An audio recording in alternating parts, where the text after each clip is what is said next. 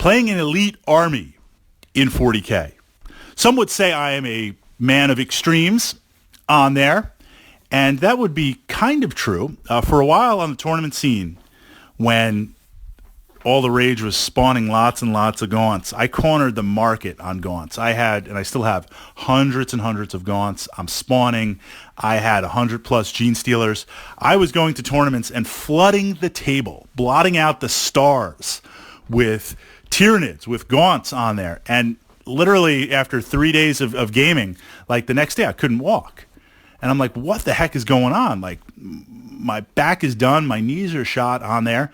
And I realized from leaning over the game table, putting down tons and tons of models, hundreds of models a game turn, and then my opponent shoots, I take off 100 models, then I spawn 100 models, and then take off 100 models.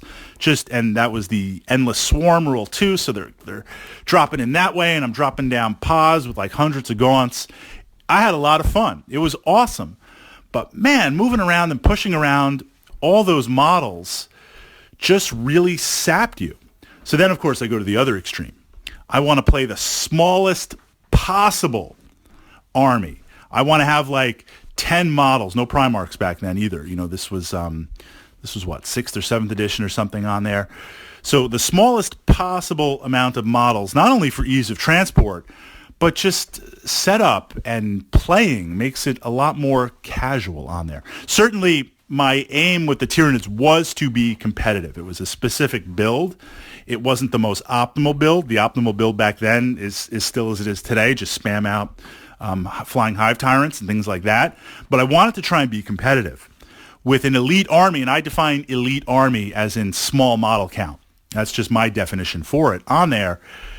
I just wanted to play the least amount of models and just kind of enjoy the tournament scene.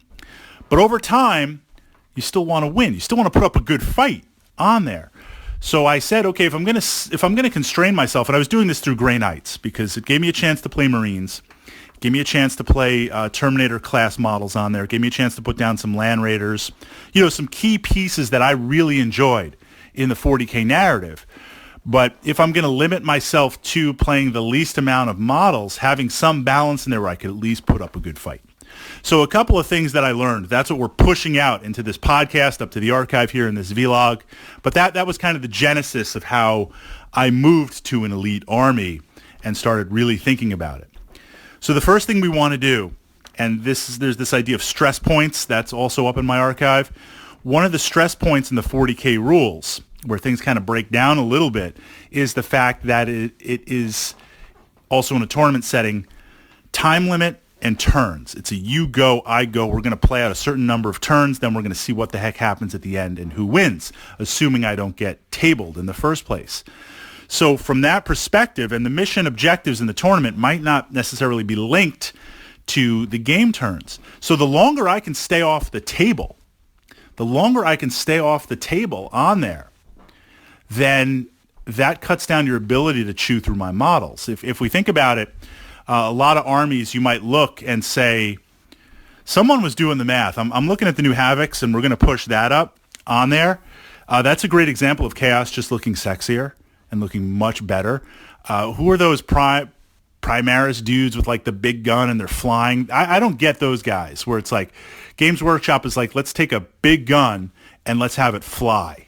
And that looks great on there. I don't know, but the Havocs, they look like Blaine from Predator, man. I'm sold on that. It looks awesome with the chain gun going.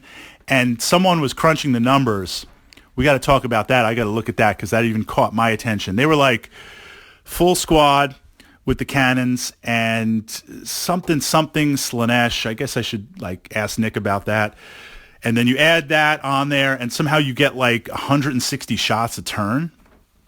Like at first I'm like, no, dude, there's no way you're getting 160 shots a turn out of like, 5 guys or whatever you're going to put in there. But I'm like, it is Games Workshop, and it is late edition. So, and they want to sell these models. So I don't know. There could be. So looking at that, we're going to see how many. I don't think it's 160. It's probably more like 60. But still, that's an insane amount of shots. What you look at in your army is, given where the addition of 40K is in the moment, in theory, the average army, how many models can it remove a turn? How many wounds can it remove a turn? So if you're like, look, it can take out 20 models a turn, and I've got to go in a tournament 6 turns because it's fixed, then if I don't have that number of models, I'm toast. So if I drop an elite army where I've got like 20 or 30 models maybe in the whole army, there's no way. I'm thinking Custodes, right? That's total elite on there. There's no way I'm going to last even if I have shields up and even if I have multi-wounds and even if I have a whole bag of tricks. Just on the volume of dice, because it's Games Workshop 40K, I'm going to fold.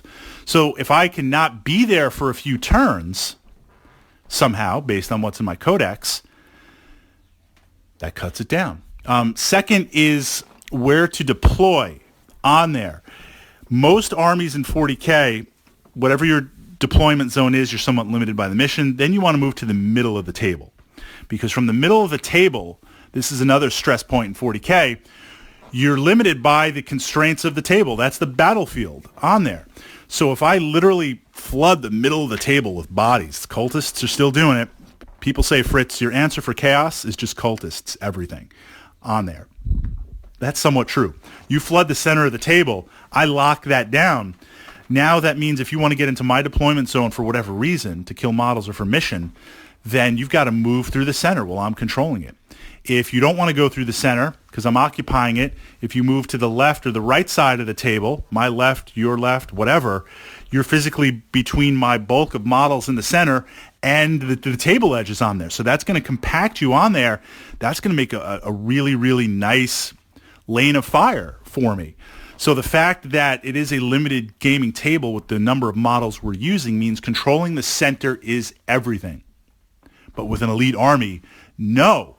Because by being in the center of the table, that means wherever it radiates out like a spoke, like a wheel, wherever my opponent is, they can shoot into the center of the table. Now, again, in a regular army, that's not so much a problem because I just got dozens and dozens and hundreds of models.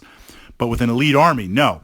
So I need to occupy 2 table edges, 2 table quarters. If we slice the board up into fourths on there, normally most armies want to be all in to concentrate your fire.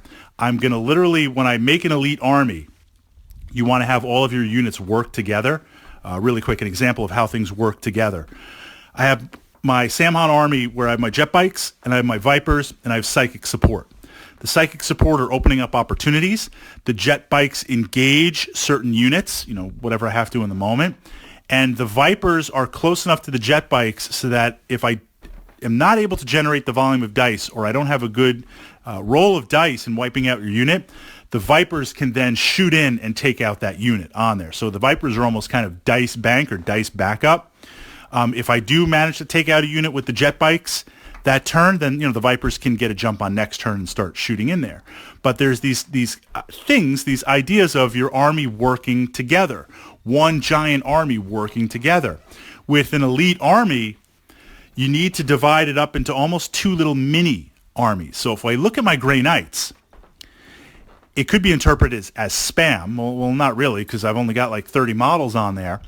But I've literally broken it into 2 armies. I have Terminators, a Land Raider in each group, strikes squads in each group, and dreadnoughts in each group. It can work together as one giant army, but the idea is you want to literally draw a line down the middle and have 2 smaller, completely self-contained armies that could team up, but they have the logistics to work independently.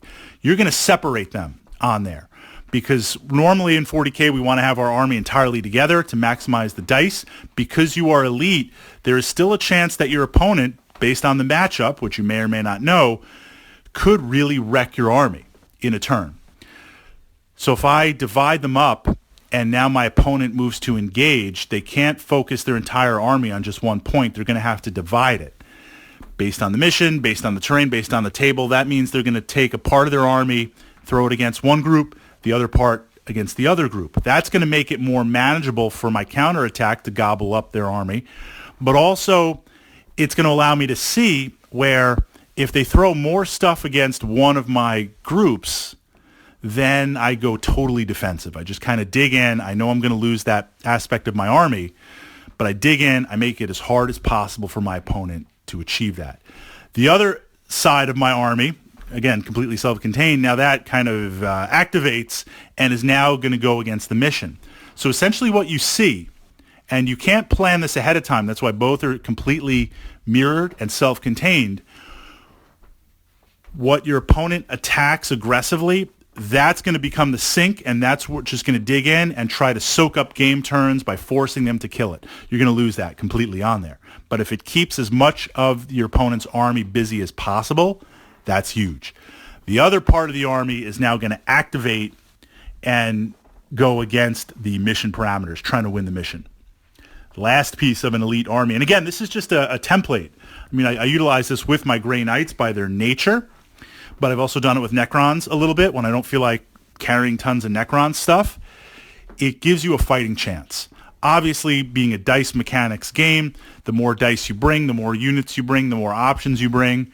But sometimes, again, there might be specific cases where you want to do something elite, or you're just starting out in 40K and you've got a small army, so you're looking to maximize it the best you can as you bulk up.